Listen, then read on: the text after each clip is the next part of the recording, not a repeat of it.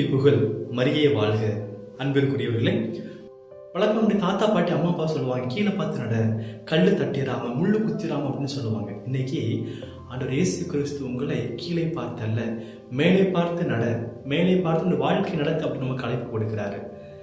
இன்றைய நற்செய்தி வாசகமானது ஆண்டவர் இயேசு கிறிஸ்து பாலைவனத்துல சோதிக்கப்பட்ட அந்த ஒரு நிகழ்வை நம்ம வாசிக்கிறோம். இயேசுவை சோதித்த பொழுது இயேசு பசியாக இருந்தார். நம்ம எப்பவும் தேவையில் இருக்கிறோமோ அப்பதான் கடவுள் நம்மை சோதிப்பார். இது ஒன்று.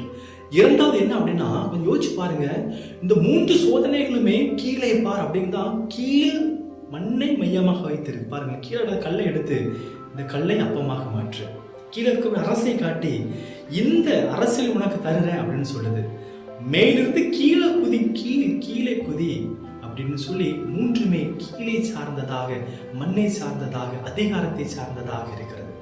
ஆனால் ஆண்டவருடைய பார்வை விண்ணை சார்ந்ததாக இருந்ததால்தான் அந்த சோதனையை அவர் வெற்றி கொண்டு இன்று இறை மகனாக அவர் வாழ்ந்து கொண்டிருக்கிறார். அன்பிற்குரியவர்களே, இன்னைக்கு செயல்பாடுகள் மண்ணை சார்ந்ததாக இல்லாமல் விண்ணை சார்ந்ததாக இருப்பதற்கு முயற்சி செய்யுங்கள்.